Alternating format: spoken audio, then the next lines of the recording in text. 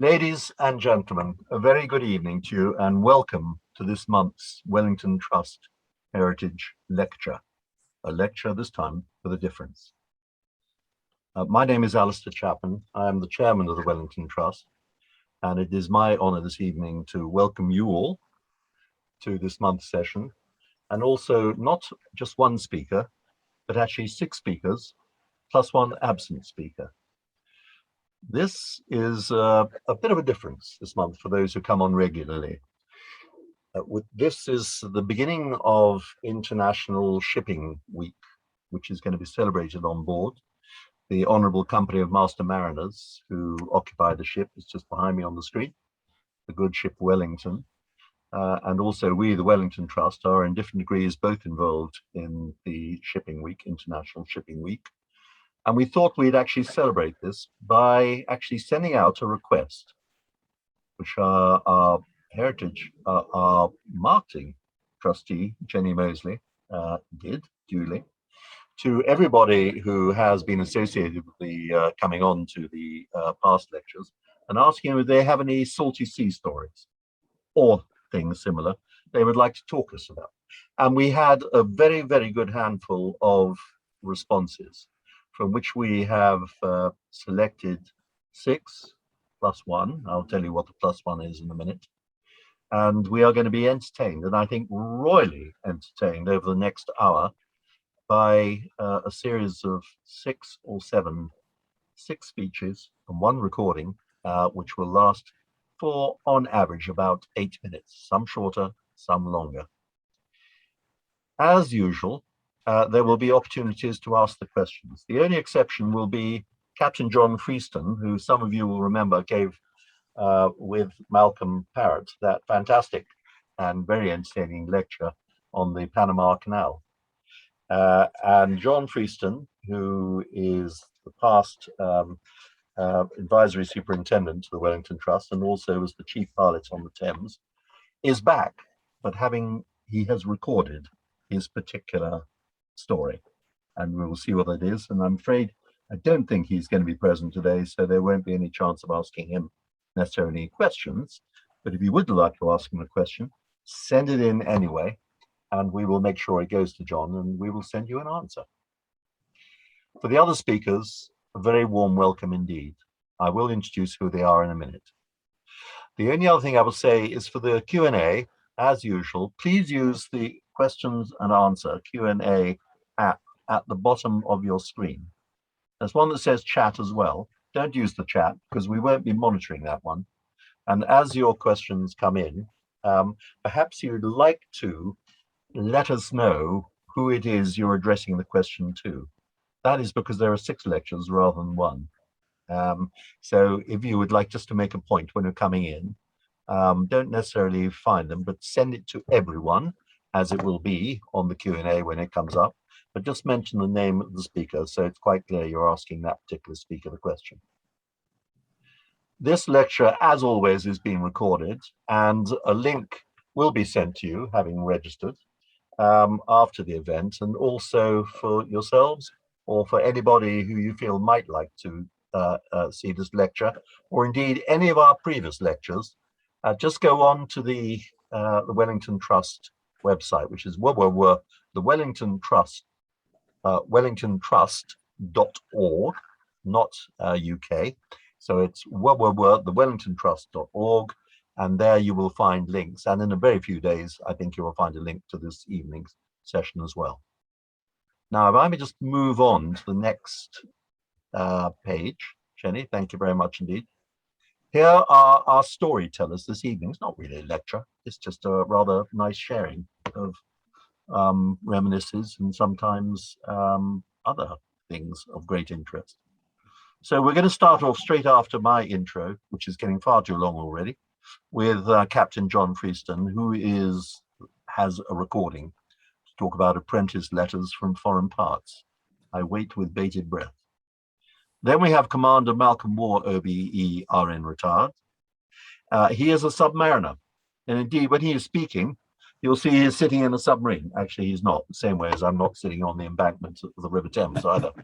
But behind him is the HMS Warspite, as it happens, And I remember this from many years ago. There was a fire on board the Warsmite when she was alongside in Liverpool, and Malcolm is going to tell us about that. That's going to be an interesting one too.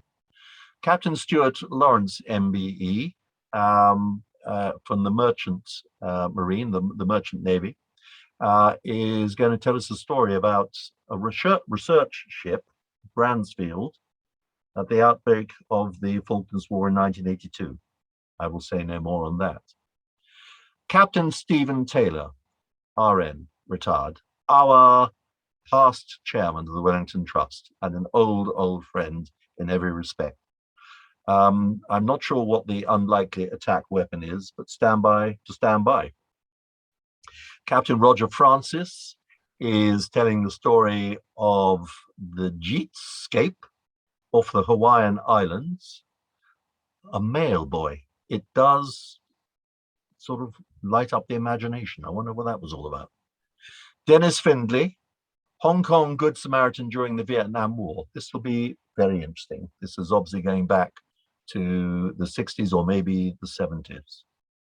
And then we have Cindy Sheehan, who happened to be, as Jenny will explain, going past the ship about 4 years ago.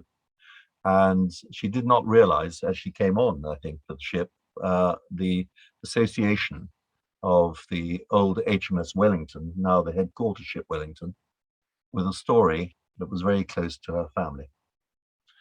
We have a wonderful range of 7 totally different experiences to listen to. You've listened to me far too long, so I'm now going to go offline and hand you over to Jenny. Thanks, Jenny. Thanks, Alistair. Well, our first presentation tonight is the recorded one by Captain John Freestone, who is a marine consultant and past master of the Honourable Company of Master Mariners.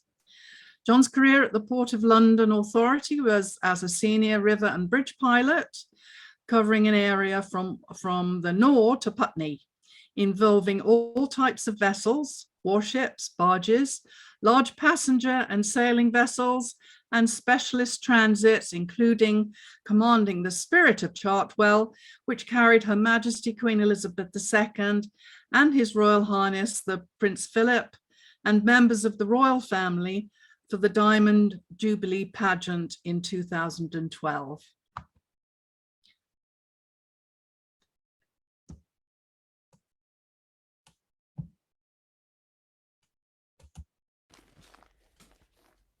Good evening, shipmates. It's very strange to be spinning a dip to a computer screen. However, these are all lamp swingers authenticated by my letters of 60 years ago to home. They only came to me some years ago after my dear sister Peggy crossed the bar. These are they. I'm still putting them in date or port order, and it's really work in progress. I left the London Nautical School at 15, working on the Thames, and then joining Saint Line. Christopher Lee, the eminent author of This Sceptred Isle, had joined shortly before, but he had the sense to write a lovely book called 8 Bells and Topmasts about his time with Saint Line. When I joined, my joining instruction was to get a train from Victoria to Venice, an RV with several others at the station. Arriving at Venice was when my first letter was sent home on September the 5th, 1959, about this really posh train which was called the Orient Express. We left Venice to Russia in the Black Sea, where we loaded grain for Basra. My next letter was to Russia, telling Mum I'm an honorary member of the Communist Party, and I'm wondering if I apparently still am an honorary member. I've got the certificate to prove it. We sailed through the Suez Canal and bunkered at Aden and up the Shuttle Arab, reaching Basra, where my next letter from there shows the conflict that was going on that far back even. After a couple of ports in Japan and Beira in Portuguese East Africa, we got orders for Cairns in Australia to load bulk sugar for Liverpool. My letters from there showing what a wonderful time it was. Now I thought Cairns was actually a film set, as when we went ashore, horses were tied up to hitching rails outside the line of pubs known there as the Barbary Coast. I met my first girlfriend there, and after we sailed, wrote for a while, but that was 60 years ago, and I've never been back since, but I know she probably thinks of me every day, as I never had the indignity of posting a Dear John on the bulkhead, like others had to. We sailed from Cairns up through the Great Barrier Reef, but surprisingly, my next letter is from Thursday Island in the Torres Strait. Crossing the strait, the second apprentice and myself were aloft, but Jim lost his footing and fell from the cross trees.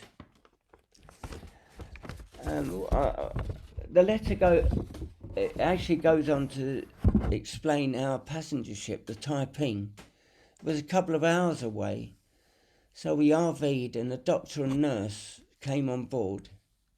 They were brought over by our lifeboat to treat Jim. The decision was he had to be landed, and Thursday Island was the closest, so we turned back. The letter there from Thursday Island to home is not one of my finest I sent to Mum, as I quote part of it. Jim being put ashore has got me one good thing, Mum. I've always wanted a cabin of my own. The second ship I joined, the St. Dunstan, another Liberty ship. We were actually away from home 2 years and 7 days when the ship was finally sold in Hong Kong. We spent a lot of time on the Chinese coast in the 60s, and obviously letters were so important. No mobiles, no phones, no internet, hoping a reply would come at the next port. The written words are so important from 60 years on, and at a get-together at the third mate's house last year, actually we still keep in touch after 60 years. Some friends of his had spent their holiday in China. And I said to Phil, do you remember, it was an awful time we had in Shanghai. But, and Phil said, he was adamant. He said, we haven't been to Shanghai. I said, Phil, we spent a fortnight there. When I got home, I dug out my diary and letters, and we had been there 14 days in 1960. And it wasn't until Phil got back home to his home in Montreal, where he lives, and consulted his sight book, that he emailed me he agreed. Handwritten letters don't crash on your computer. Fair winds and following seas to everyone. Keep all your letters. All the best, John.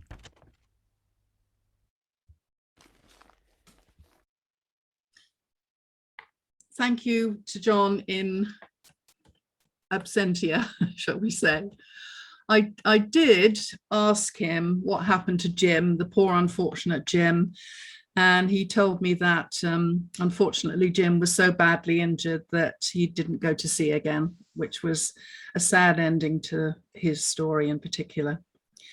So now we're going to go on to Malcolm War. A fire on board HMS Warspite, a submarine berthed in Liverpool 1976. And when I asked Malcolm to send me a brief introduction about himself, it's very brief. It says, an eclectic anchorite who has spent as much time above the water as below. So over to you, Malcolm. Jenny, thanks very much, and I hope everybody can hear me. Right, the story I'm going to tell is not about a vigil, although I'm told by a BBC colleague that a fire will occur on that submarine. Can you hear me? Yes. Yeah. Loud and clear. What I'm going to do is talk about a fire on a nuclear submarine warspite, and then hopefully just point out a few lessons learned, and maybe that will raise a few questions. I'll start the tale on a Sunday afternoon in Liverpool. It was the 3rd of May, 1976, and I'd stepped ashore to visit a friend. We switched on the TV, and submarines were not on the TV, I'd thought, but they were. In fact, the headline news was a submarine burst in Liverpool had caught fire. HMS Warspite had sailed up the River Mersey to take part in the annual Battle of Atlantic celebrations. Without further ado, I said to my guests, I need to get back to my boat. So I caught the local train to Liverpool Lime Street Central Station to be met by a large number of police officers. I was whisked away in the back of a police car to find possibly half of Liverpool's fire brigade and many ambulances on the jetty. Every maritime crisis brings out its heroes, and what I wanted to do is not talk about the technicality of the fire, but just a few things that people did.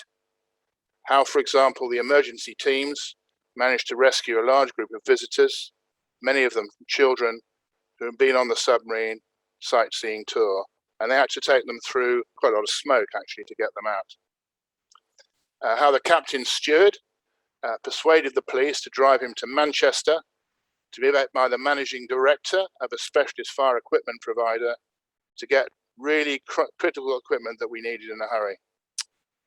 Or another one of my team, who was a young logistician, aged 19, who had used a public telephone to phone Fascinate Naval Base and been rebutted because the duty team hadn't heard about a submarine fire and didn't believe him.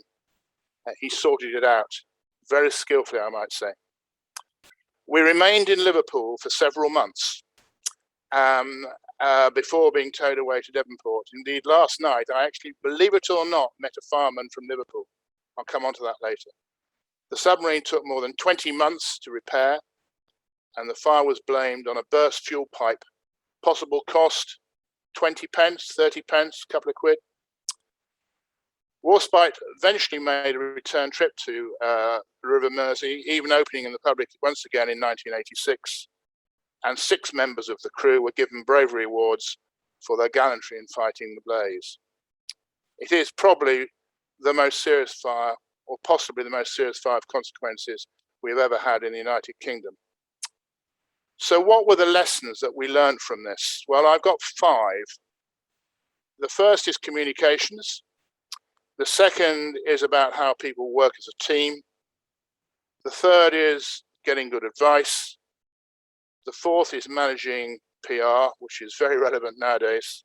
And the 5th lesson is training. We had extremely limited communications on board, but of course the world knew about it. So what we had to do is to focus our communications through several points. The team on board knew each other pretty well.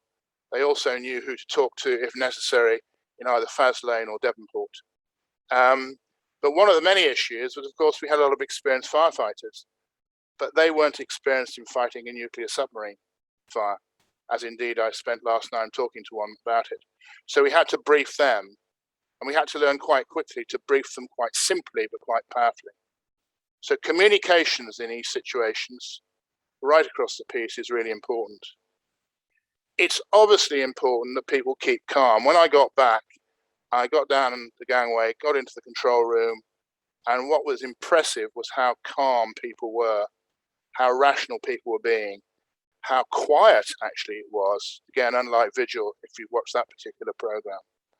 And that, of course, is a feature of professionalism. It's a feature of training. It's a feature of being part of a team. We all knew our strengths and weaknesses, and we played on the strengths of the team rather than the weaknesses of the team. We needed a lot of help, and we needed a lot of help quite quickly, and rather slipped into the business of creating a pathway, if you like. My previous boss was the base supply officer in Plymouth, I managed to go on the jetty, found a telephone and phoned him at home because I had his phone number. And I used him as the conduit, if you like, to get what we needed. I was the first logistics officer to go to an SSN, so I was quite well known, but we needed a lot of gear very quickly. And it's really important in these situations that you find somebody who you can trust, who you can rely on, who will do things almost without you telling them and get the job done. And also, of course, he was very good at giving me advice, which I desperately needed. The fourth lesson is manage the PR. We were quite slick on that, actually. Indeed, what we did was get somebody from Faslane, a young female officer who I knew quite well, and she came down and she handled much of the press issues, which kept us away from it so that we could do with the day-to-day stuff. And having a sensible PR person, as it were, in the loop, from my experience of that fire and other situations, is actually very valuable. And the last message I'd like to get across is training, for which I have a particular thing. And why training is so important is not that you necessarily can do all the things in preparation for a fire in a nuclear submarine in Liverpool, but what you've done is a certain amount of training which gives you the confidence to cope with the unexpected. So whether it be the unexpected of a fire in a nuclear submarine, or COVID-19, or even anything similar to that, that training element is very important. We knew the strengths and weaknesses, as I keep repeating, and we played to the strengths. Thanks very much.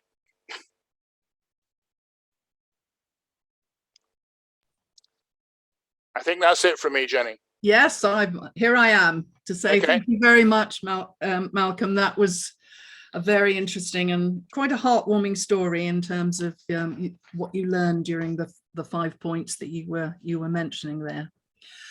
I'd now like to welcome Captain Stuart Lawrence, MBE. If you would switch on your video and unmute yourself while I read out your bio. Thank you.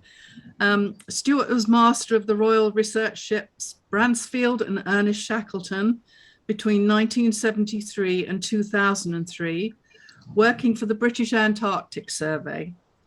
He was also in the Royal Naval Reserve, starting as a cadet at HMS Conway and terminating as a List 1 captain in amphibious warfare. He is the proud possessor of the Polar Medal and clasp, and an MBE for his work in support of Antarctic science. And apart from being the longest serving member of the Honourable Company of Master Mariners, he is also a fellow of the Nautical Institute, the Royal Institute of Navigation, and the Royal Geographical Society. He's now retired. Stuart, can you switch on your camera, please?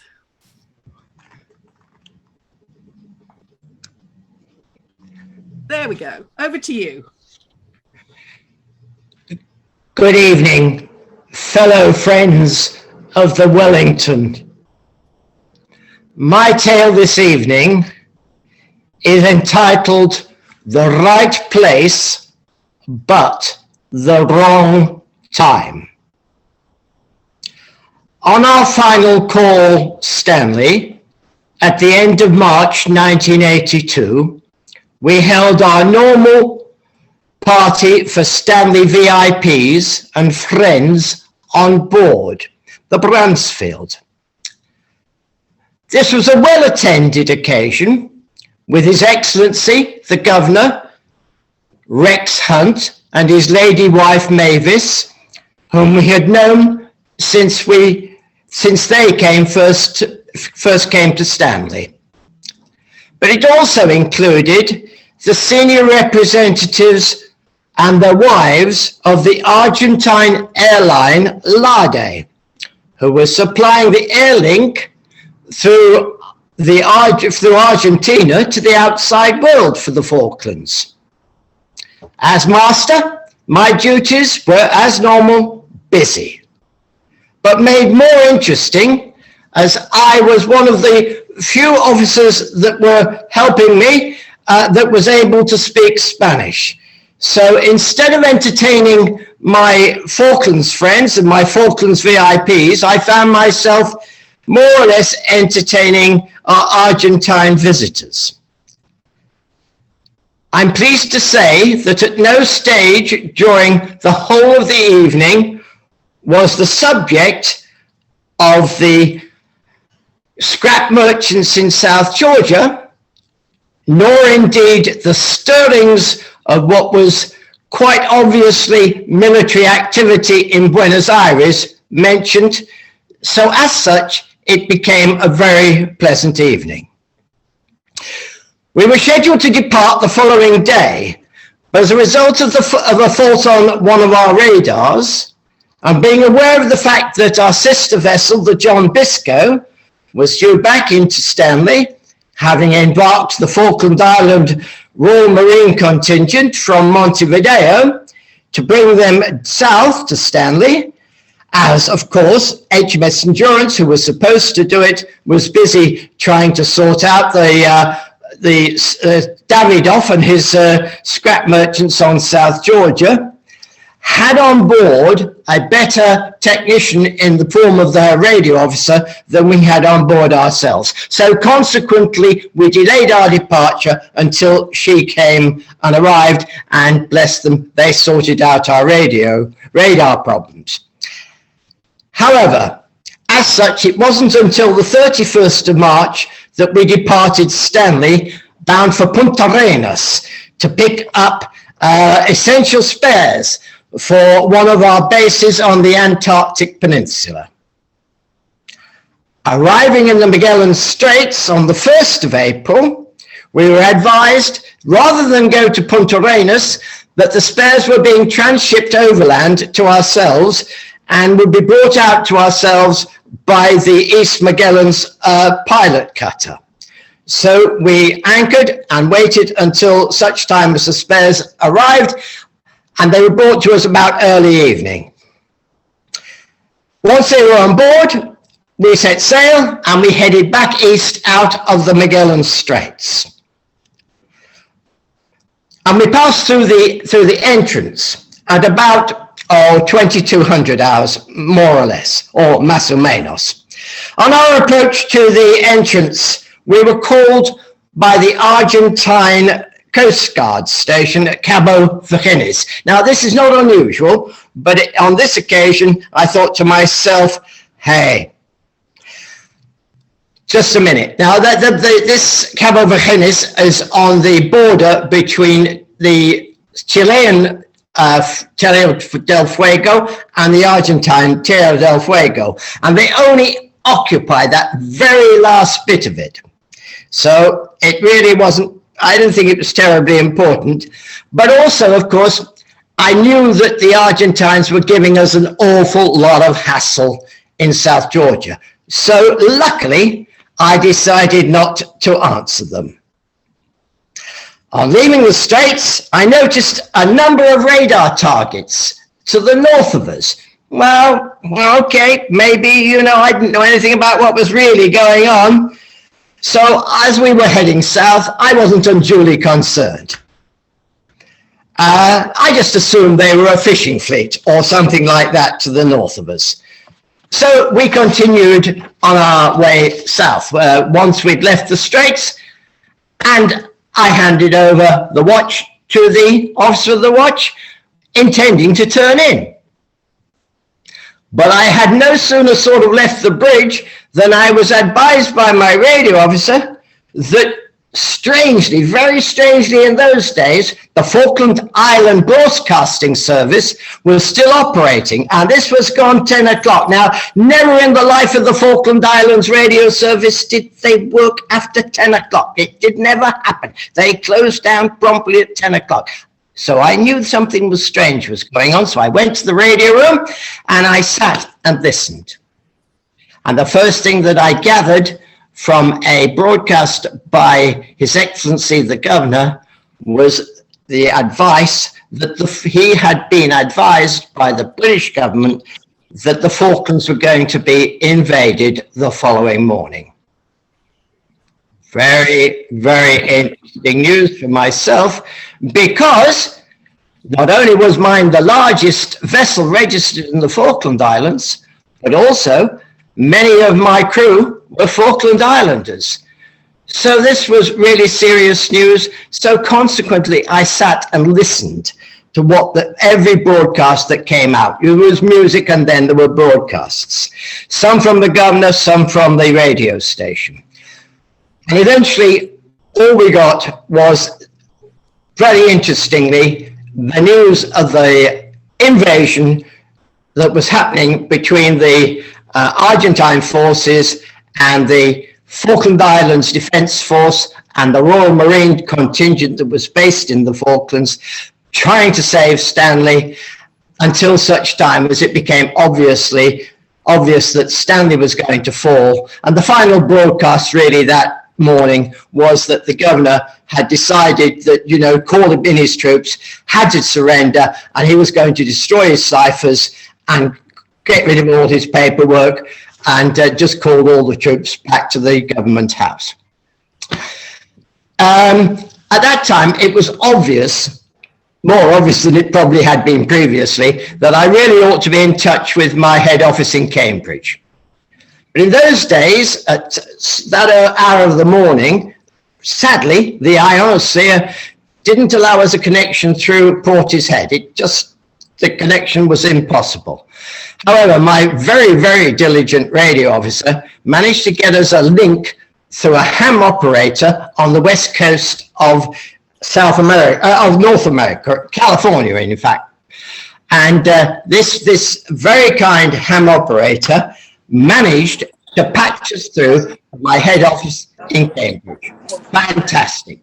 So I was able eventually to speak to what was then the person in charge, who was my deputy director, and gave him the very sad but vital news that Stanley, and indeed possibly very shortly the whole of the Falklands, had fallen to the Argentine invasion.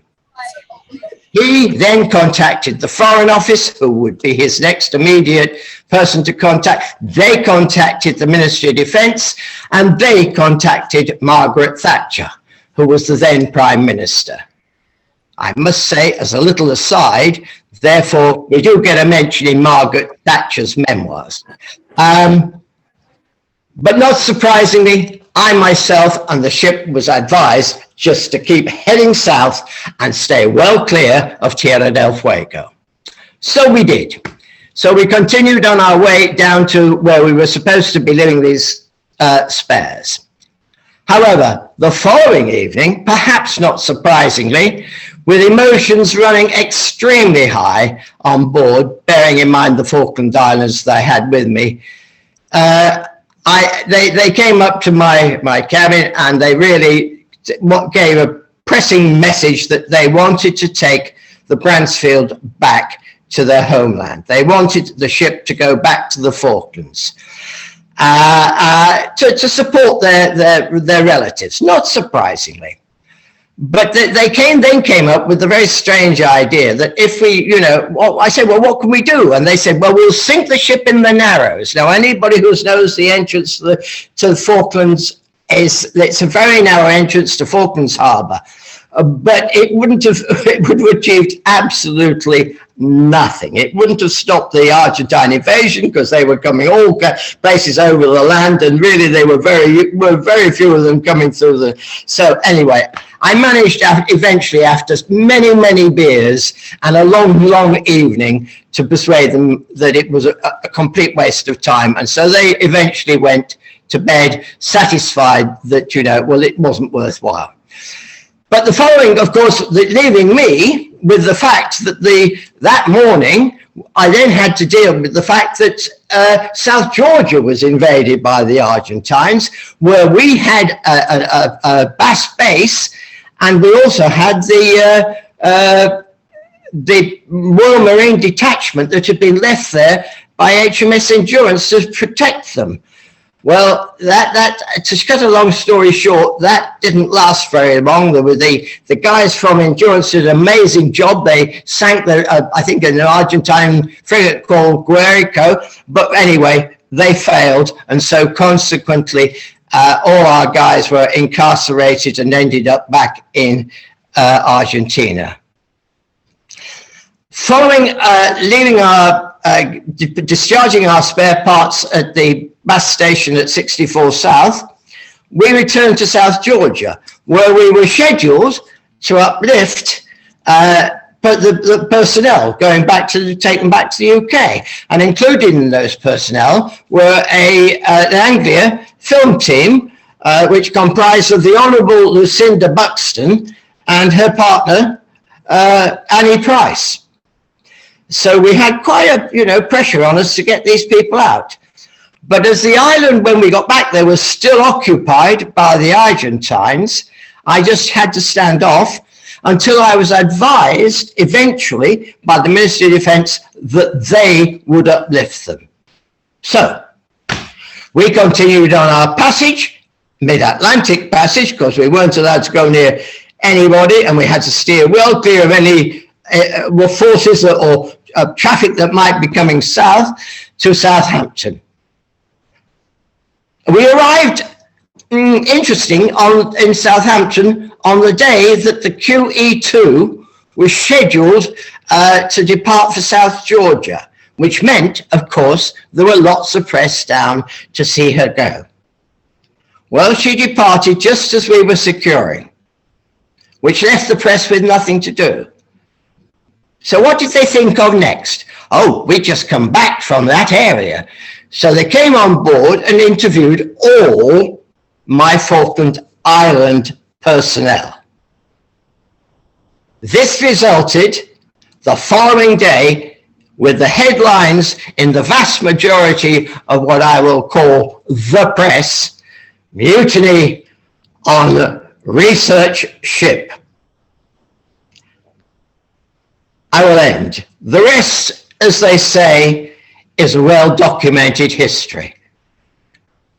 Thank you very much.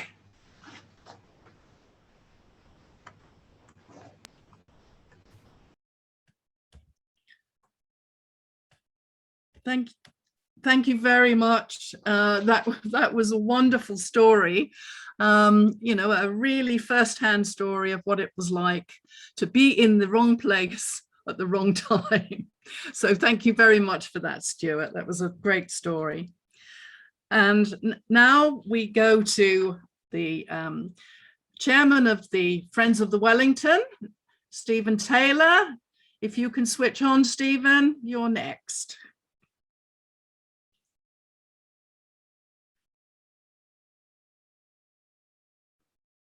Hello, Stephen. Fiona, can you call him? If he doesn't come on in the next few seconds, we'll jump over him and go back to him. There we go. Thank you, Stephen. Yes. I'm going to introduce you now. I've lost. Yeah. If you, Okay. you can hear me. I can hear you. Oh, good. Captain Stephen Taylor, Royal Navy, who joined the HCMM as a member and then a liveryman in 1999, and was made the vice chairman of the trust when it was formed by the HCMM in 2005. And as I've said, he went on to become its chairman.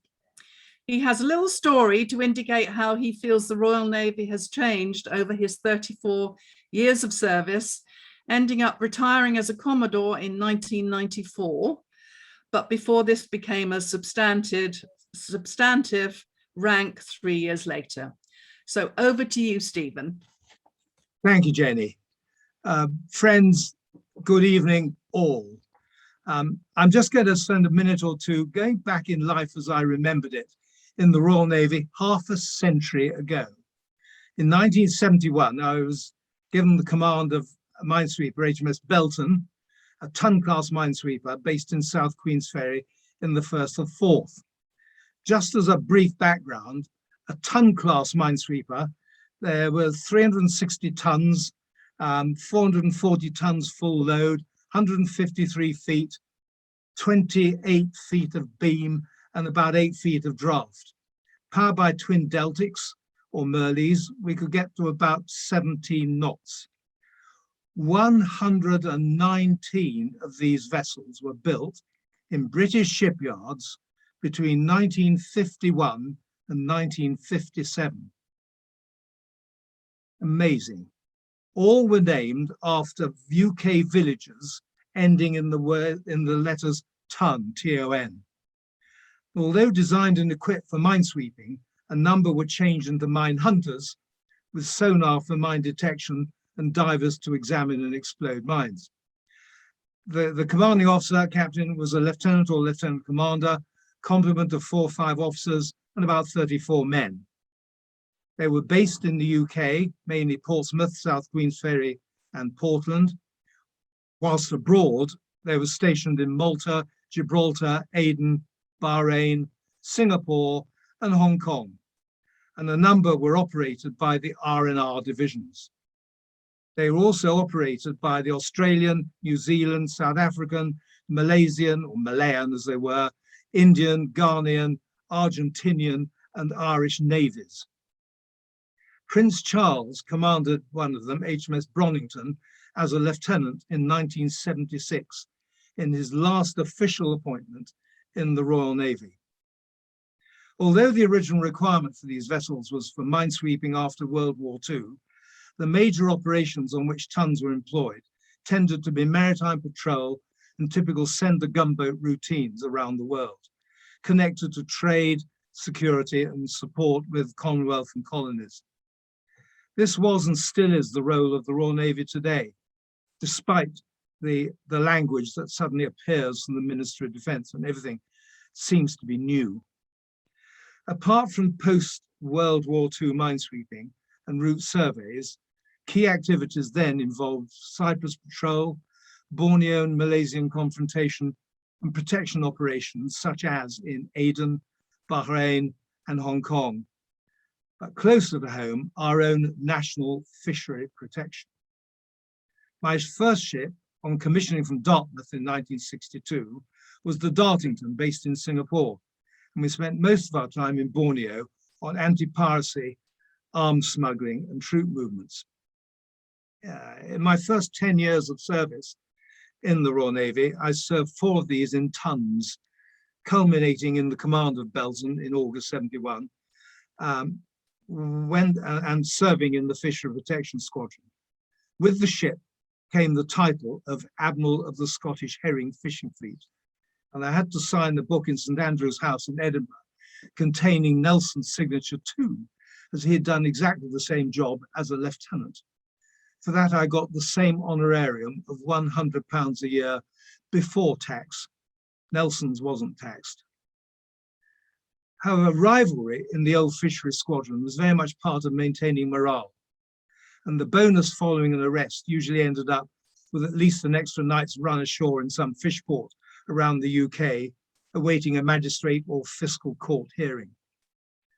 I took over Belton in a 2-hour handover, which, apart from confidential books being mustered, consisted principally of my predecessor's personal version of the unwritten fishery protection rules of engagement, i.e. what to do when a foreign fishing vessel failed to stop when ordered. At the time, Belton still had an open bridge, but not only a reputation for unconventional behaviour, but was also the top boat in the squadron for arrests and fines for disobeying our fishery rules at the time. My first task in command was to team up with HMS Lewiston and to pay a formal visit to Antwerp to represent UK involvement in the 25th anniversary of the liberation of that port. The visit was programmed for a destroyer, but she broke down. Then a frigate was going, and that broke down. And the best the fleet could provide at short notice were 2-ton class. However, it proved an extremely active time, especially with a welcoming bar on the street right opposite the gangway where we were berthed. The visit also involved parading a combined 24-man guard of honour marching through the streets of Antwerp, formed from our two ships' companies, flying the white ensign, and inevitably with no previous time for practice. As well as the parade, our other key activity was to host a large UK reception for a wide range of Belgian dignitaries. Sailing from Antwerp after 5 days, it became obvious that the ship's company needed a good night's sleep. So I planned to anchor off Margate before continuing with the Channel fishery patrol. On the way in to a suitable anchorage in the Thames estuary, on a misty evening, the bright-eyed radar mechanic on the Charthouse radar spotted what he thought was a likely poacher amongst the inshore boat traffic. On closing, it became clear that the contact was a French stern trawler with fishing gear in the water. I followed the procedures which my predecessor had described to me, which initially was sequentially displaying all the international code messages to stop the ship. These had no effect. So the Gemini was lowered with a boarding party, that was our local rib, and set off to embark on board the trawler. Typically, the outboard engine failed to start. The trawler was now identified as the Virgo Maria, which was a known Boulogne-based poacher with previous record. He had cut his warps and headed off down the Thames at about 12 knots. I left the Gemini behind with the boarding party, trying to start the outboard while setting off after the trawler. The next ploy was to fire the Bofors 40mm break-up shot at him. It's similar to a very large shotgun effect. This is in the middle of the Thames estuary. That just brought a V sign from his bridge window in response. The master had seen all this before more than once. In the meantime, the Gemini, with the boarding party, was wallowing in the sea well astern, trying to start the engine. I thought of crossing the T came up to mind, but with little speed advantage, this took time and I failed. The next act, as I had been told by my predecessor, was to engage with the Bofors 40mm, but firing solid shot across the bow. By this time, we were in the center of the approaches to the Thames in the Kentish Knock, and navigating was interesting, trying to go down a decker lane. I'm glad the PLA weren't involved at this stage and hope John's not listening still. I was preparing for an outside coup de grace, which would be to fire a .303 rifle shot through his funnel. Called the gunner's yeoman to the bridge with rifle and ammunition, and I got into a position where I was really quite close, 40 feet or so from the trawler and opposite his bridge. At this stage, the duty petty officer emerged from the engine room, having heard the Bofors firing, and was passing the spud locker in the waist. He picked up a potato and hurled it at the Virgo Maria. It was an accurate shot, as the spud went straight through the open starboard bridge window of the trawl. The skipper immediately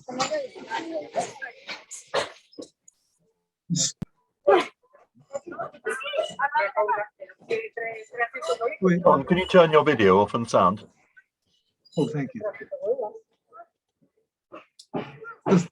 The skipper immediately stopped his engine and came to the bridge window with his arms up. I believe this to be the first time a standard issue spud had ever been used as an effective weapon of war. And I'm afraid in my reported proceedings, when I identified this, I didn't get any good marks for it. The boarding party had now managed to start the reluctant outboard motor and soon arrived and boarded.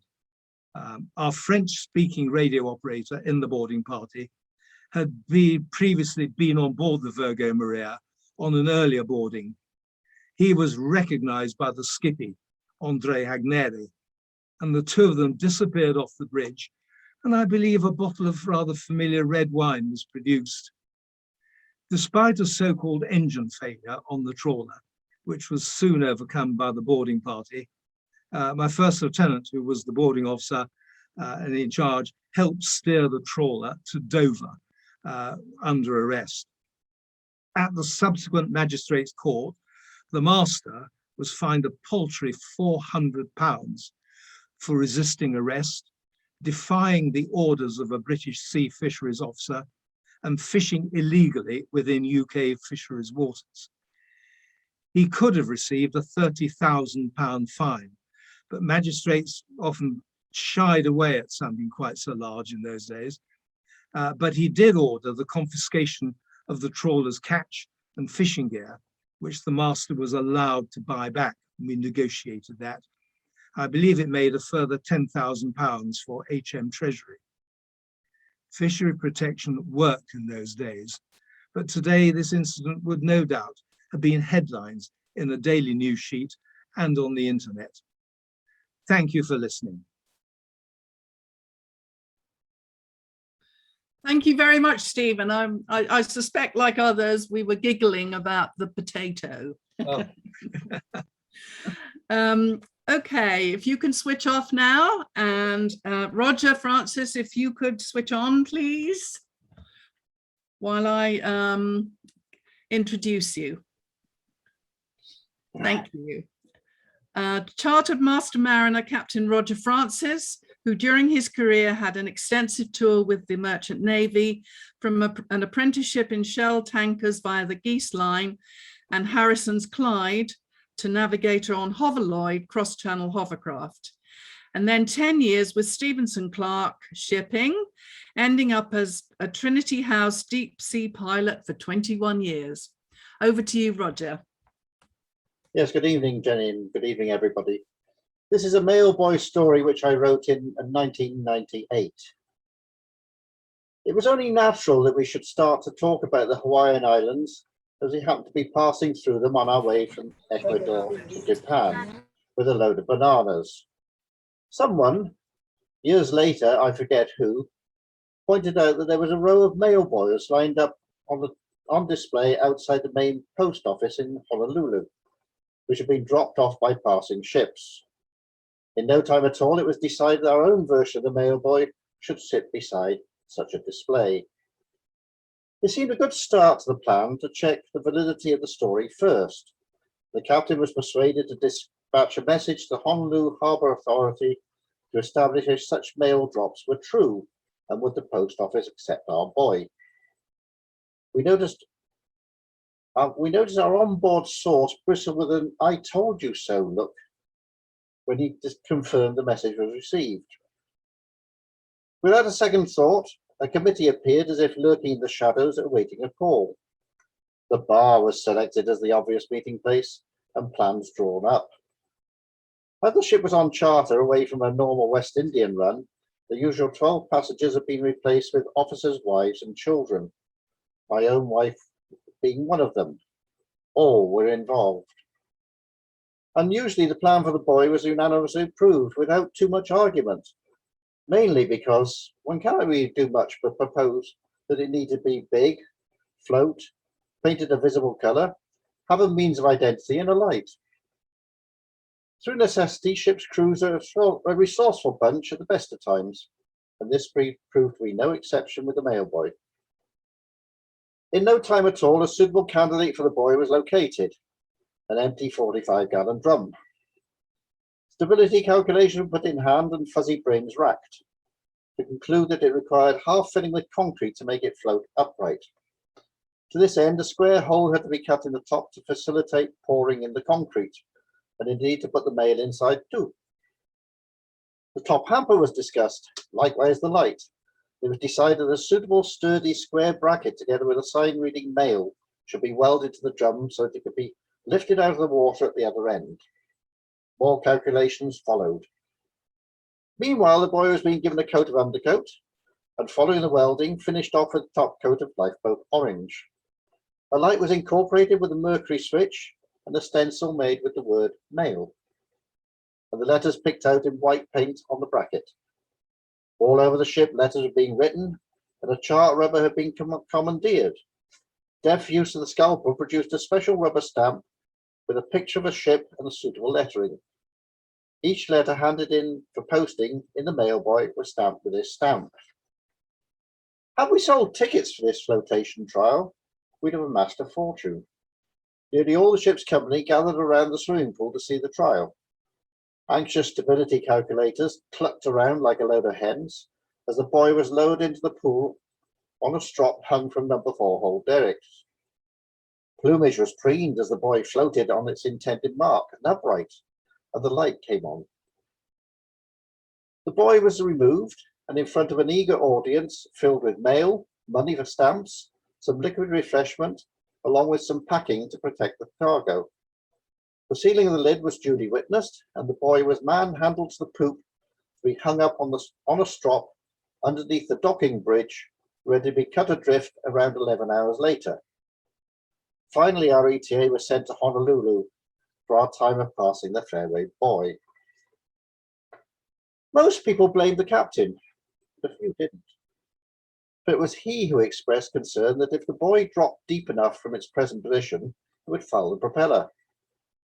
Best move it onto the poop, he said. Then it'll be clear of everything. This was during the afternoon in my 12 to 4 watch, and so I was detailed to collect the boatswain and a few hands to move the buoy to the poop rails. The stage was struck out through the rails, and the buoy was cut down from the docking bridge and moved until it was resting on the stage. The boatswain tied the barrel hitch, and the navvy argued he'd tied it wrongly. A rare old West Indian argument broke out, and the boatswain's authority was called into question, and so the opposition was overruled. Unfortunately, the opposition had been correct, and no sooner had the stage been removed from beneath the buoy, it slipped majestically through the lashings and landed with a healthy thump in the sea below. As the ship was doing about 21 knots, it rapidly disappeared astern, but the light worked well. Ashen-faced, I returned to the bridge to report the disaster. A message was sent to Honolulu advising them that the buoy had been inadvertently released some 8 hours short of the dropping zone. A search would be organised, they said. Give the Coast Guard something to do, they said. Nearly 25 years on, the mail still has not arrived, but the radio officer still sends his Christmas cards with a special ship stamp on the envelope. Each year, therefore, I relive one of my worst moments at sea. As the officer in question's newlywed wife watched the above operation with pride, the scene that sits in her mind is a shocked crew member asking, "What do we do now, second mate?" Thank you. Thank you. Very amusing. After all that hard work, it all went to nothing, didn't it? Went to the bottom of the sea. Thank you very much, Roger. That's an entertaining story. And now, Dennis, if you can switch yourself on, I'll introduce you. Born in Southampton, of Scottish parents and very much from a ship and sea family. Dennis is a retired charter engineer, seafarer and shipbuilder, especially warship building on the Clyde and then in Southampton. Dennis, can you switch your video on? Sorry. There we are. Nope, it's gone again. Sorry. Wonderful. Am I there? No, I can't. Yes, now leave it alone. Sorry. Start video. Try again. That's it. We got you. Off you go. Thank you. I'm so sorry, Jenny. I do apologize. Good evening, everybody. Yes. Here. Thanks to the Trust for including my tale of the sea. This evening, I feel very privileged to be amongst such a esteemed company. As you guess, this is my first Zoom experience in broadcasting, so please notice my hiccups. My whole life has been spent on ships in many different ways, but my time with Blue Funnel Line was perhaps the most life-transforming in every sense. This tale of the sea arises from my Blue Funnel days.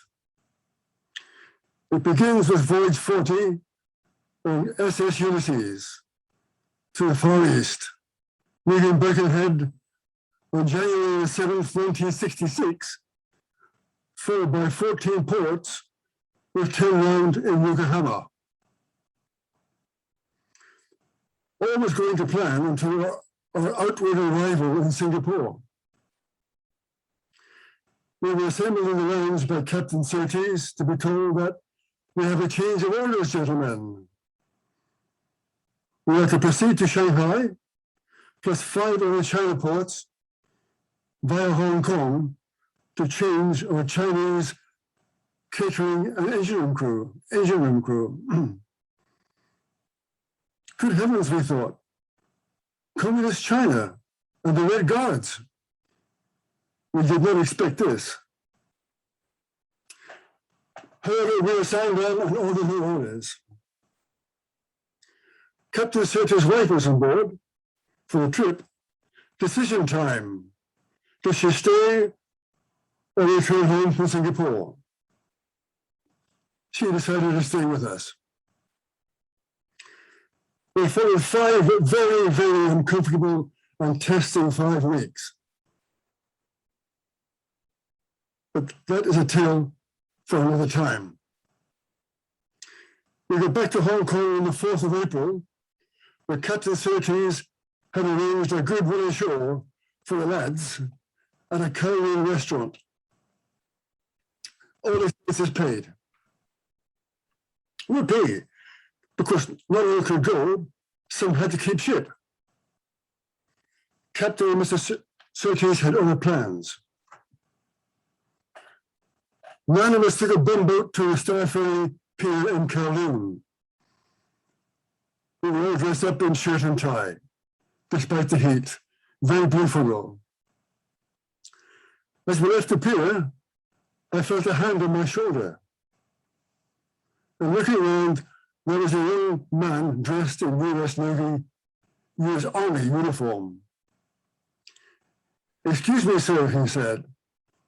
"Will you help me, please?" He sort of whimpered, and he was in some quite distress. "What is wrong?" I asked. "I'm lost, sir. I have no money, and I don't know where my hotel is, nor the name of the hotel. I'm on 5-day furlough from Vietnam." Vietnam. At that, I felt I had to help. My shipmates were impressed and tried to discourage me. "Come on, Dennis, leave him, just leave him." "No, I can't. I will catch up with you." So what do? I got a taxi and asked the driver to drive around the hotel area just off Nathan Road in Hong Kong. And after some name guesswork with my lost friend, we found his hotel and I got him to his room. There he fell upon the bed, sobbing. It was 7 p.m. Hell's bells, I thought. What do I do now? What have I done? But I just can't walk away. I let him sleep.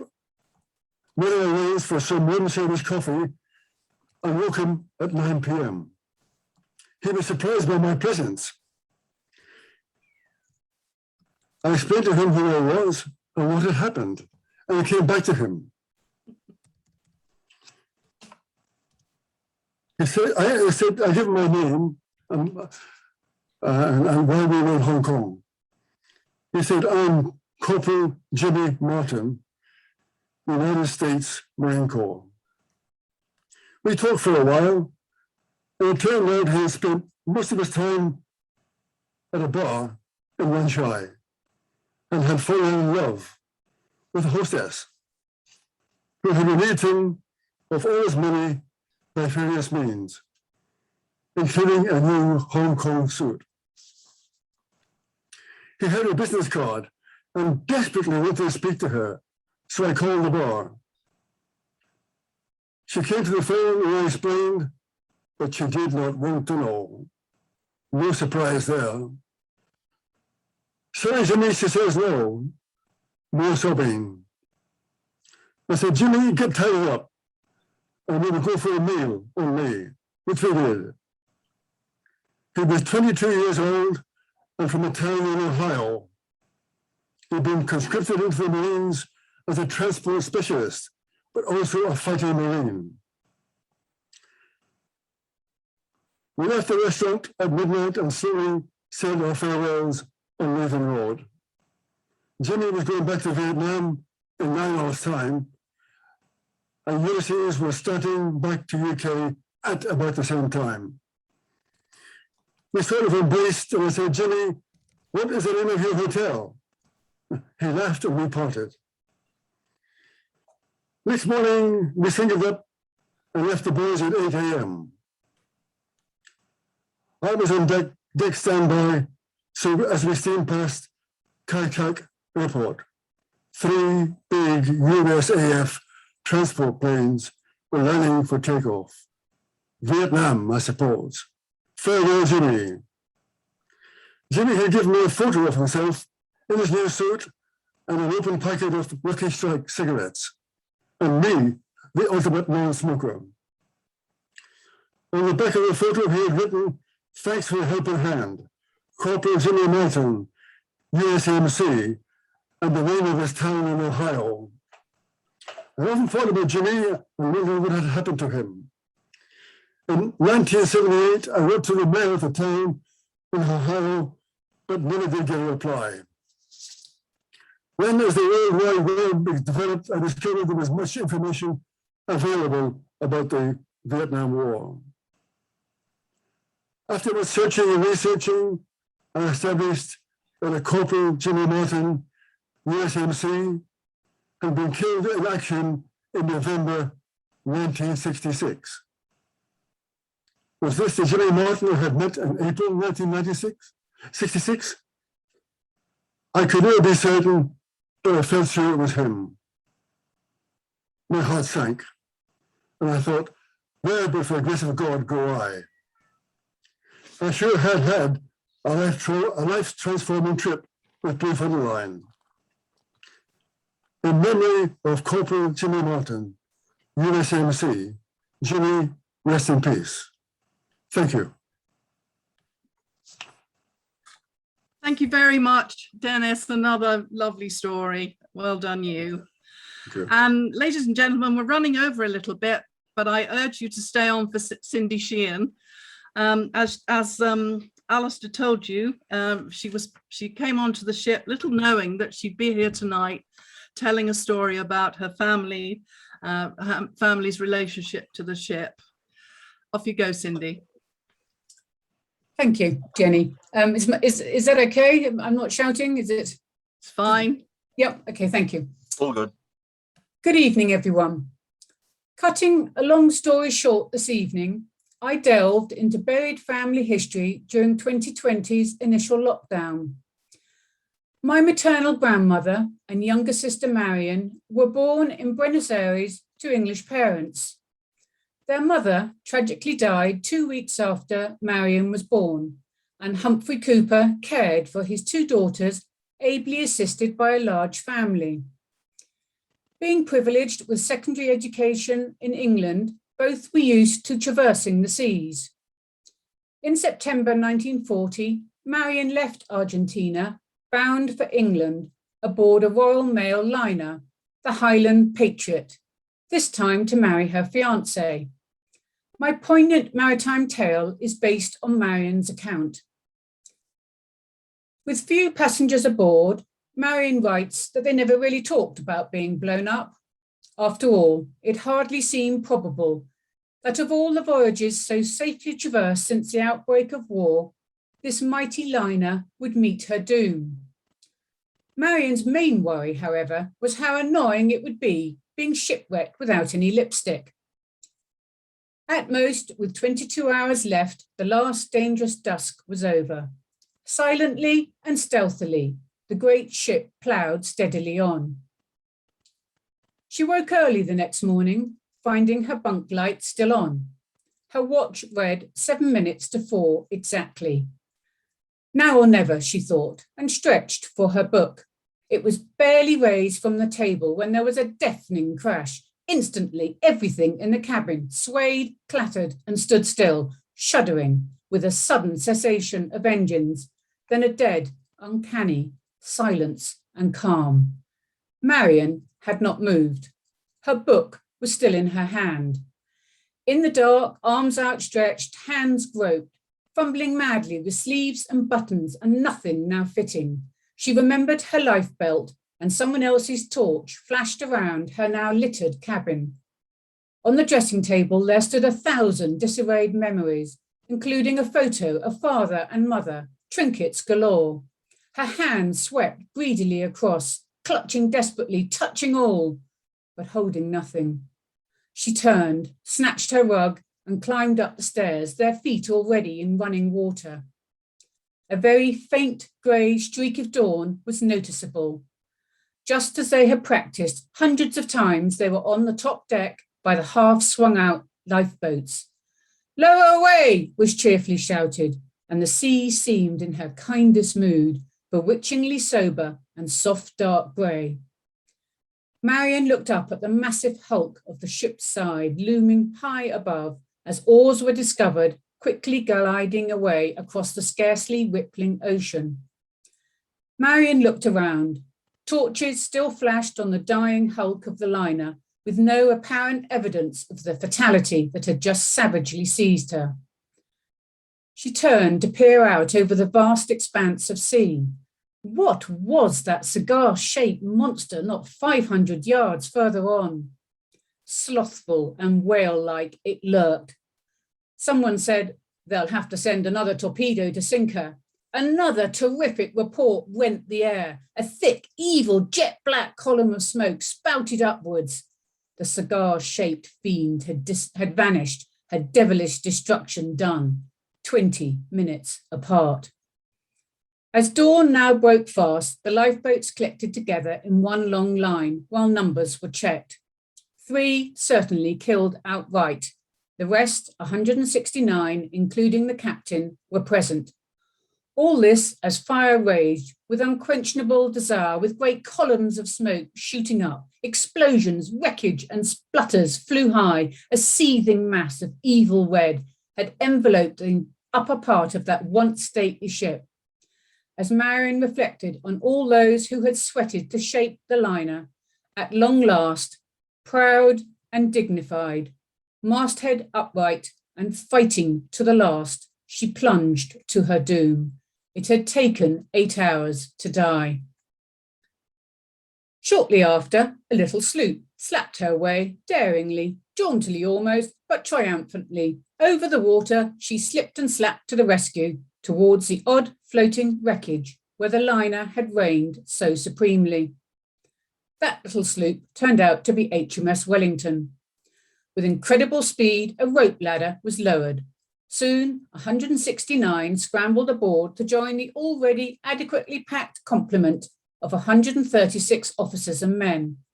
The clean, smiling faces, the warmth and the general kindness that instantly greeted them at every turn was deeply impressive. Dry, bedraggled, and subconsciously silenced by gratitude to God and the Navy for one another, they herded together on the freshly swabbed deck. Like mud-spattered cattle on market day, Marion thought. Each clutched affectionately at a weird, last-minute salvaged article. Suddenly, somebody called, "Survivors, this way, please." Survivors, Marion reflected on. That is what they had called us. How odd. But that is what they were, survivors. It was a jolt indeed. Grateful but sad, we waved farewell to our valiant friends, some 6 or 7 small open boats. They were twisting and turning forlornly in hollow emptiness in the wake of our stern. Rum and warmth beckoned before them. Truly, no people nor place on earth or sea could ever have offered such immediate chivalry, courtesy, and kindness, and with such adequate ease and sincerity as did the officers and men of that small yet mighty sloop. From the moment they had arrived and invaded every spare corner and thing, till the moment they left nearly 4 whole days later, it was just the same. Grudgingly, the cold, foaming water made way for their determined little craft. The sloop had a draw of a mere 9 foot, and so cut her way in a crisp, clean manner. It made a striking contrast with the smooth, even-flowing movement of the vast liner which they had recently left with a necessitous 28-foot draw. Someone suggested playing bridge for distraction, and conversation flowed in spasms. Varied tales of both mental and physical reactions at the time of the torpedo hit drifted slowly out. Kay had been sleeping in a shirt and old flannels, and with his trilby hat as the only possession he seized, it was put in its place. S had first leapt up to the half-swung-out lifeboats in pyjamas and bare feet. Finding no one there, he had returned in the blackness to his cabin to dress himself warmly, though with odd shoes, had fumbled his way to the purser's office to retrieve his beloved camera, boarding the last lifeboat. B had got completely lost, had walked straight into his wardrobe instead of out through the door, hence his badly bruised eyebrow. G and N, both over-prepared since the start of the voyage with everything waterproof from toothbrush to torch, were rescued not so over-prepared. One in pyjamas, the other in somebody else's top coat. A swarthy greaser from the engine room had displayed startling courage. The flash and blast right before him had completely blinded him temporarily. With that courage and superhuman effort that comes but once in a lifetime, he had swarmed up the boiling exhaust pipes, badly burnt, bruised and unable to see from the very bowels of the ship to top deck and into his rescue boat he got, lying there suffering and uncomplaining until attention came. A was the fellow who heard no sound of the torpedo, waking to the rustle of passing feet and murmuring voices. Unperturbed, he turned over to sleep again. Suddenly, hushed engines and silence surprised him, being rescued in a striped pyjama top, underpants, and carrying 2 odd coats instead of the full suiting he had thought. Perhaps N had made the most impressive getaway. Calmly and quickly, he had felt for his spare clothes laid out on the bed, efficiently and effectively donning them. Collar and tie were included, sock suspenders with shoes positively blossoming with cherry, plus suitcase and gloves. And he was the only one sensibly and fully insured against war risk. For nearly 4 days, they lived on that sloop, amongst men to whom life-saving and wreckage was a portion of daily life, all packed in like sardines. Just nothing essential was lacking. The ship's stores held all: toothbrushes, soap, boots, socks, safety pins, scissors, tobacco, and even chocolate was spared and shared. With a breath-catching magical touch, sleeping space, bedding, and towels appeared. And by the end of that first day, every necessity of life was within easy reach. Warmth, food, water, and laughter in plenty. Not too much praise could ever be said for every one of the officers and men of both the Royal and Merchant Navy who worked and effected such comfort for all. The first night, with hatches closed, they all huddled together on the deck floor, the captain's spruce and carpeted cabin, and wherever else there was space. Sleep was impossible as they rolled and tossed about on the water in a more angry wind. To the vertical they would rise, and perilously perched they would balance and smack away upright and forward once more. With 2 others who felt equally entombed in the closed-in portion of the ship, Marion clambered over stretched-out bodies onto the open deck. A particularly kind and friendly officer, realizing their feelings, suggested the gun turret.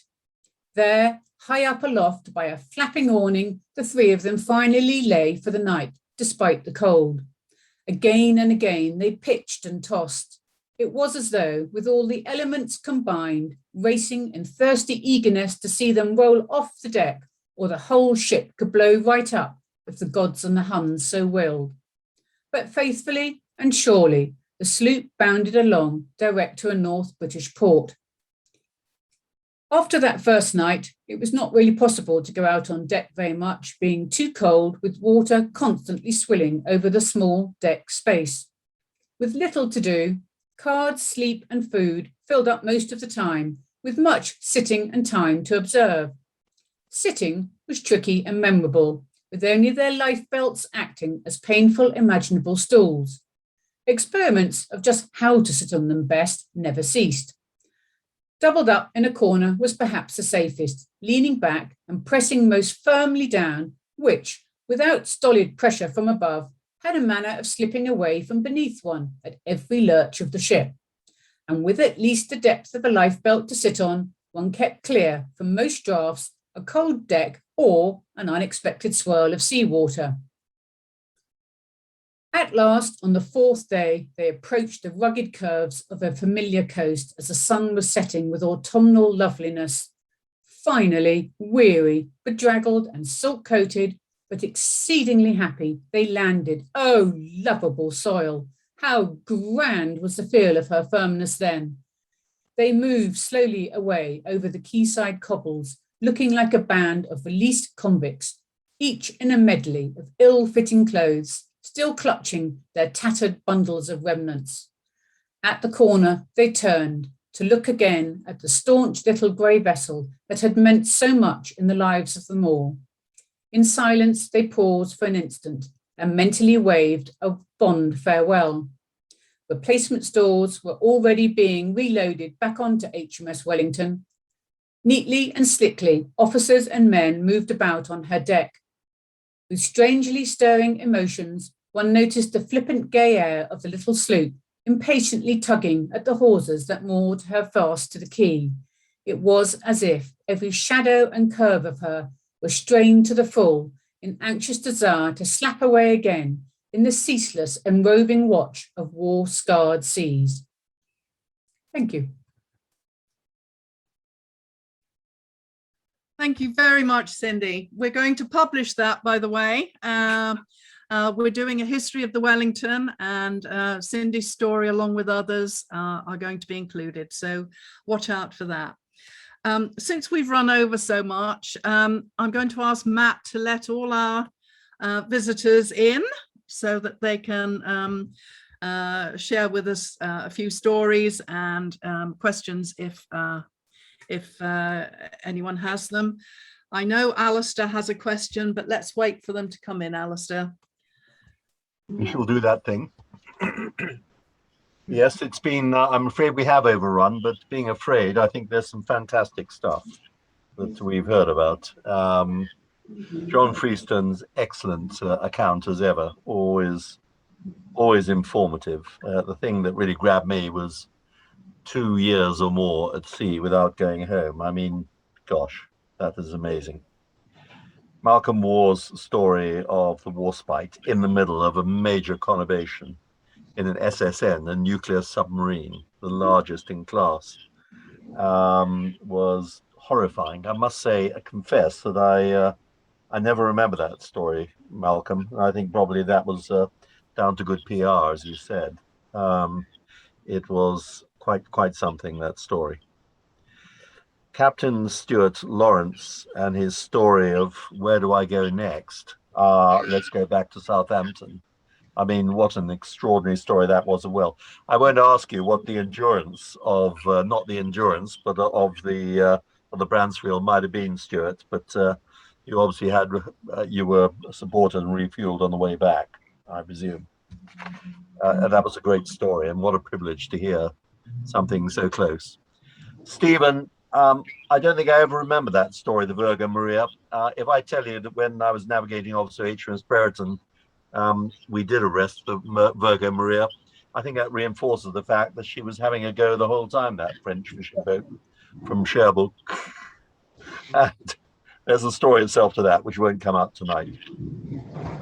Roger, your story of the boy remind me of another one which won't come out. The time we recovered a mine and floated it out, and then the darn thing fell when we were towing it away, and it fell back to the bottom of the sea somewhere off Ramsgate. So there's a 1917 pattern German mine somewhere on the bottom there, waiting to be picked up by yet another fisherman. Dennis, your story was very touching of Corporal Jimmy Martin, killed in action in 1966. It was also a great lesson, and I remember slightly the feeling of that being in Singapore during the Vietnam War, that actually we were all together in this world, and at that time a common enemy. Gosh, how times have moved on since then.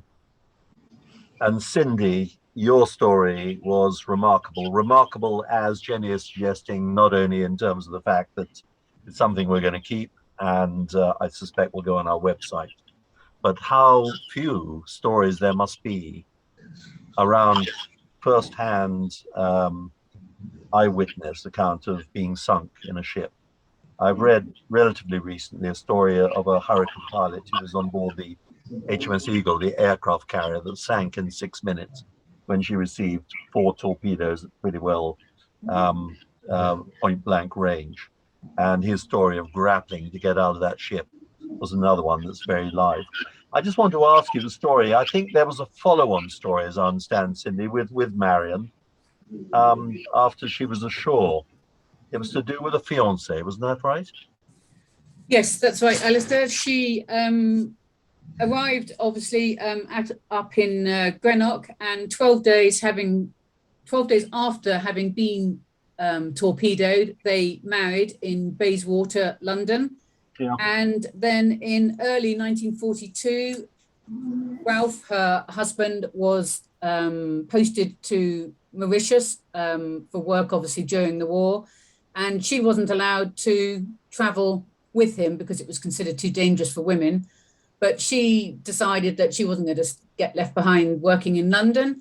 So she made her way by sea via Halifax, New York, St. Helena, arrived West Coast, Africa, decided to go by train to Durban in order to get to Mauritius, and got stuck in Durban for 3 months, got some sort of a secretarial job just to earn her keep. Finally managed to get a passage to Mauritius. And I believe about 100 miles off Mauritius, SS Umvuma was torpedoed, and the boat went down within 11 minutes. And sadly, she was not one of those that was brought ashore. I think 20 or so lost their lives on that occasion. So, yeah, they were married, but not together for very long. So it was a very sad story. May she rest in peace. It wasn't at all uncommon for, of course not, for people to be sunk many times. Not to trump that sad story, but there was a Commander Robert Wall I once knew who used to be on convoys from Liverpool, and he was in the water 3 times. He was sunk, and he had a Rolex watch, and he went back to the shop where he bought this in Liverpool, very proper shop, sort of frock-coated shop attendant. And he went in there, and he was in uniform, being wartime, Robert Wall. And he said, look, I've just had this watch, which I bought from you about 18 months ago, and it's been in the water with me 3 times, and it still actually works and keeps perfect time. Would you like to use my name as an unsolicited testimonial in advertising your Rolex watches? Whereupon Robert said, this chap sort of put on 2 inches of height, looked down his nose and said, sir, we don't need that sort of advertising for our watches. Anyway, thank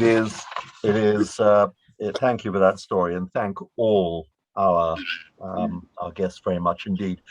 Jenny, are there any questions coming? I think actually it's been such a sort of helter-skelter. I'm not sure people had time to write down questions. Not very much, but Fee, I'll ask one, and I'd like to ask one of Stuart, if you wouldn't mind.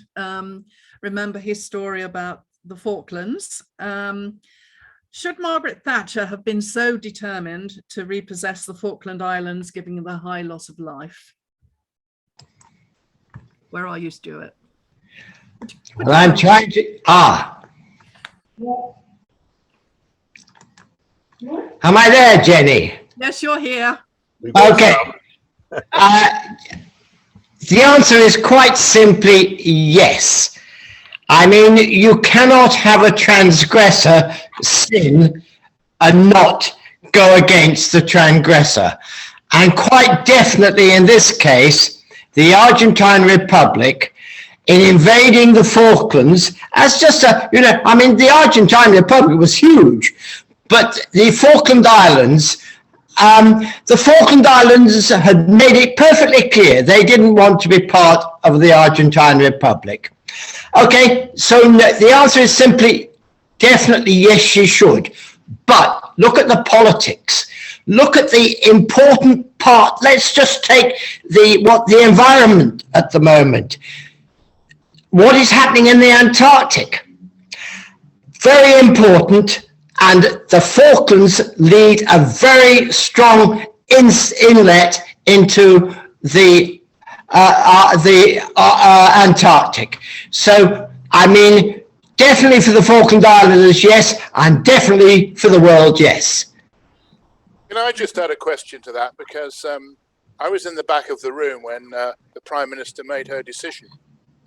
And it was fascinating to see the struggle she was having with herself to come to the decision that she did. But what struck me is that she did it, and she thought about it a lot. And that seems to me rather like War Spites Fire. Making the big decision is what we actually need to have happen, and she made it. I quite agree with you, no question, Malcolm. That is perfect. But she was well advised, wasn't she? If you take the First Sea Lord and her advisors at that time, they were all pro. And that is what makes a huge difference. Say something? Want to say something here now? Absolutely good. Now, Jenny. I Thank think you, we'll do some chatting now. If anybody wants to. May I very quickly, just to end the formal part of the evening, and then please, everybody, if you wish to stay on, I know we've overrun in time, but we have what I always call a wash up at the end. So what we will do at the end when we stop is just stay on, and IT guru will be Matt Edgar will be bringing you in. It might take a few seconds to come in, but stay there, and you'll be brought into a collective room, which will be fantastic. My grateful thanks to all the speakers, all 7 of you, including you, John. It's good you could come on as well to listen. It was the most lovely evening. It really was. And I'm very grateful for you all, and for everybody else for attending. Those who want to stay on. The others, please do come back next month for our next lecture. And we better actually mention that very quickly, can't we, Fiona? Yes, I can do that. Okay, you can, Jenny. John Blake, quite a prolific author, is going to be giving a presentation called Here Be Monsters, a presentation of world discovery and exploration through the sea charts across the centuries. So we're all looking for John Blake. I've known for many years. He is the guru on sea charts. He has some fantastic coffee table type books with these charts in them, and he tells all the stories associated. It'll be a very worthwhile lecture. Thank you all for coming. That is the end of the formal bit of the evening. Now, stay on if you wish. Hi, John. Thanks for your story. Oh, good evening. Yeah, I just got back. Well, that's really, really good of you to do what you did, and it was a good story as ever. Oh, thanks. Now, I didn't hear many of the others. So If you want to move about, please do. They'll be all on the recording, John, for you to hear if you want to have it later. Okay. Okay. Thanks. Stephen, I think we're looking at your screen at the moment for some reason. It's a rather nice aerial view. You want to ask something? I can't identify where it is. There it is. Sit there. You had to arrange to ask if you were going to talk. Matt, are you bringing people in? They're in. They're in. Yeah. Yeah. Everybody. Can you stop the screen share? I've done Has that. that been stopped? Yeah. Good. Everybody's in now. Oh, that's great. Or is allowed to talk if they can't come in as a participant. Right, indeed. Right. I can only see 1, 2, 3, 4, 5 people on screen for some reason. Alexa, turn on dining room. We've got about 34, Alistair. Oh, really good. Okay. Gallery, that's better. Thank you very much. I should have known that. Somewhere is a brother of mine, I think. Are you there, Annie? Annie, it's lovely to see you. Annie Robertson. I need to call you. I'll be doing that tomorrow before Friday. David Blake, all the way back from the Cape. How are you going, mate? Are you good? I am indeed. Can you hear me? Very loud and clear. I've been fumbling a lot today for some reason. We lost internet and that sort of thing. But yes, greetings from the Cape of Good Hope. It's we had 1 or 2 nice days at the beginning of September, and now it's turned clear but cold. Oh, good heavens above. But it wouldn't be the right thing really to say too much about the last speaker, but of the reading that I've done, I've just been reading HMS Wellington, the original book. Yeah. This has come from the United Kingdom by travellers and by private couriers and things, and I've now read it cover to cover. That's fantastic. That's Archie's book, is that right? G.J. Williams. Griff Williams. Griff Williams, yes. Oh, I didn't know that one, Stephen. Yeah.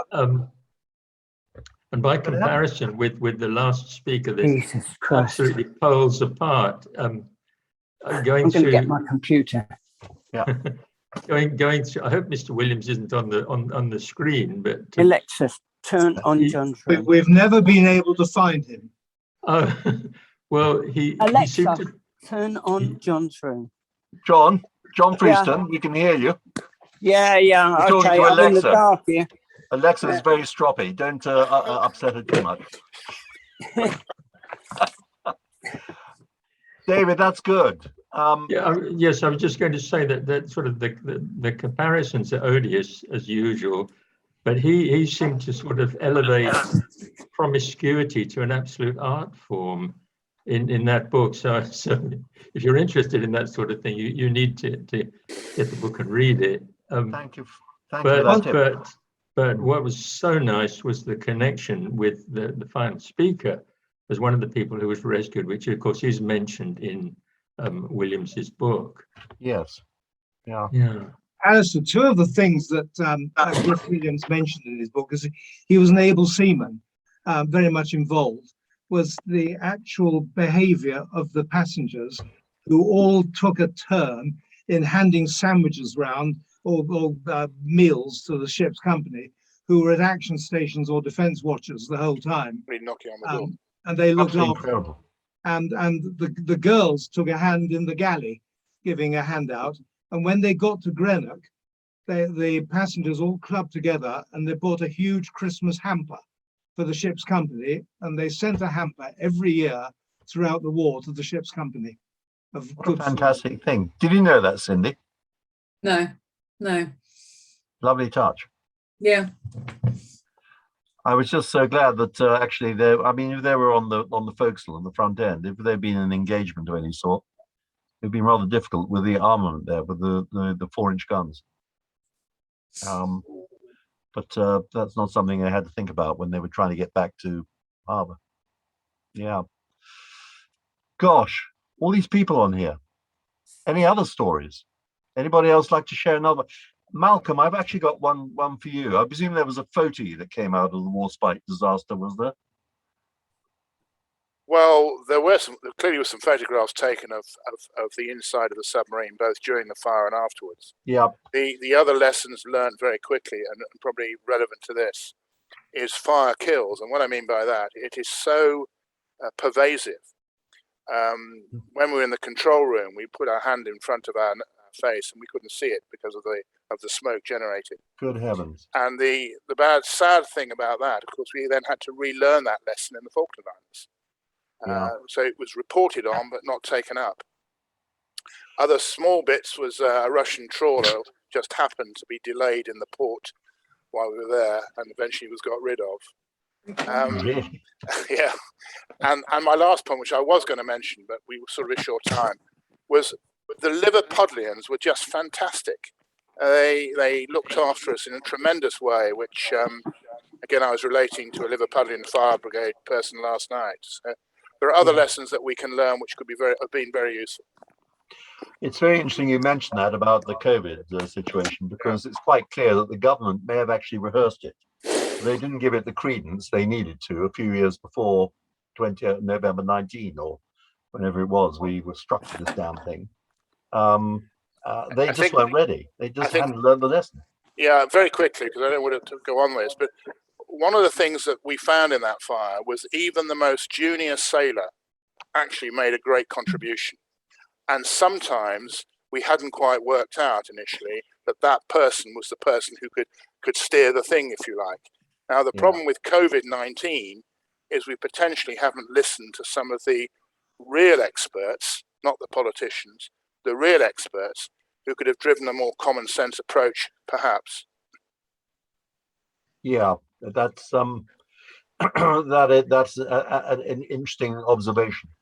We are looking at the parallel track at that now, aren't we? As far as even 12 to 15-year-olds getting the double jab, you know. Sure. They won't listen. Well, will they listen? Maybe they're having to listen now. But being released. I can think of another example, but I won't hog it, in terms of where scientists have produced fantastically well assembled data. This is through this particular app that was subscribed to, and the government's just ignoring it. And the stuff the government's putting out is out of date as a result. But there we go. Holly, how are you over on Michigan? I'm just fine. I just realized, Alistair, if I press the start video or stop video, maybe that might help. So this is the first time that I'm doing it. So I hope you can see me properly. We can. And Cindy, and as your grandma worried about, I'm wearing my lipstick. I want to say, I would like to thank Stuart for his story on the Falkland Islands. You know, I embrace a lot of corners of the world, and one of my corners is the very southern tip of Argentina, and you can't get any further south than that.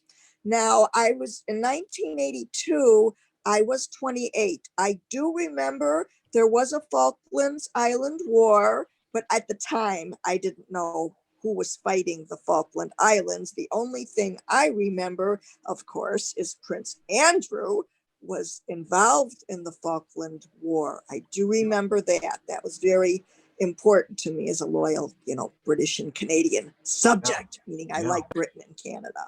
Yeah. So I'm glad that you're all able to see me. I thank you, all of you, for your wonderful stories, and I appreciate this very much. I thank you all. Holly, it's really good to have you back on. I hope I remember how to do this for next month. Well, you better, because I tell you what, we have missed you a couple of months, and I thought, where's Holly? Well, because I didn't know how to work the camera, and I thought, well, I'll try and see if maybe if I press this button, it'll work. That's why you've never seen me. Also, I finally got a haircut, so I look a little decent. It's all looking good, Holly. It's like and television. Courage. That's what I would say. Courage. Remember to hit the dress up at home. Anyway, it's really good to have everyone here. Good to see you all. Good to see you all. And you keep safe for the next month. Until we speak again, Holly. John. All the best. Thank you, Dal. Thank you. Thank you, Jenny and Fiona. Thank you. That's great. Now, look, I don't know what folks think, but it's now 8:15. Do you think that's time to slip and sail? What do you reckon? Or is there anyone else wants to add anything? I've done too much talking already this evening. Sorry, people. There it is. Oh, Angela. Hi. How are you? Another regular and another washer-upper at the end, which is great. It's good to see you again. Stephen's got his hand up. I don't know if he's asked. I can't remove it. I'm still being blocked by that. It hasn't got my picture up yet. Technology. That picture, by the way, it's taken about 50 years ago, wasn't it? The one you used as your saver picture. Last summer, I think, in the middle of. Oh, Was it very good? The Virgo Maria, by the way, she was done a few times, wasn't she, by the Fishery Protection Squadron? Yes, she was. She escaped arrest on a couple of occasions before I caught her, and then she was done again. Must have been when you were in Brereton. In Brereton, exactly right. I had to go on board. The first lieutenant was over with the Gemini and boarded the ship, having the vessel, the fishing boat, having stopped her. And then he got onto the Storno and he came back and he said, "Anybody speak French?" This guy pretends he can't speak English. So I was collected. I went back with my 18 words of O-level French. I told him in so many words, if he didn't get his ass into gear behind us and follow us to Dover, then he was going to be in bigger trouble. But I said that very politely. And we took him all the way back. And then the following morning, looking at the charts and working out the case with the district fishery inspector, she'd do in the morning, alongside in Dover with the Virgo Maria outboard us in sort of basically under arrest. And we were going into Dover magistrates in the afternoon, and I was called down by Ron Pallister, my skipper. You remember Ron, don't you? I'm sure, Steve. And the DFI, and they came down. They very nicely pointed out that actually I got it slightly wrong in navigation, and this fishing boat had been stopped 200 yards before she actually did go into one of the banks in the Thames that was within the 6-mile limit. So I that was one of those occasions where I wanted the deck to open up and drop me into the Ogden, you know. And the DFI was very good. He said, "Look, don't worry about it." He said, "It's so easy. It's so impossible to actually get these charts right for navigation or for legal purposes." And he said, "I'll go and sort them out." So he went over to the other side and said, "Look, you were poaching, but basically don't do it again. We'll let you go this time," with a very stern warning. Which was entirely the wrong thing to do, because the captain of the skipper of the fishing boat was so grateful that he invited the entire wardroom and the DFI outboard to the fishing boat to drink Pernod. And we had a party on board, and I don't remember the end of it. That is the end of the story. And then we let him go. And 2 weeks later, he was arrested and prosecuted. He was a seasoned player, Stephen. Yeah. There it is. Those are the days when we actually took charge of our EEZ and our waters. I We think did, today, 6 mile, with all the 12-mile different limit. government departments involved, they all fiddle around with each other and try and make as much money out of their little element as they can. Yeah, sure. It needs a bit of pulling together. But You had bad luck, actually, Stephen. You got a V sign when you fired the break-up shot, which is basically a blank on the Bofors and a 60-40. Both Bofors. This is a 60-40, I think, isn't it? 40-60. That's right. It's a hell of a noise when it goes off. Yeah.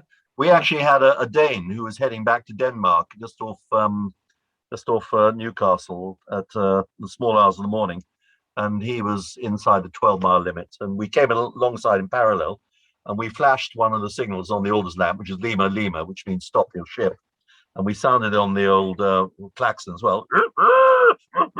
And he wasn't taking any notes of it at all. So Ron Pallister says, "Right, close up on the Bofors." So we closed up on the Bofors. One round of break-up shot, fire, boom. No, actually, it wasn't boom. It was silence. Click. It didn't go off.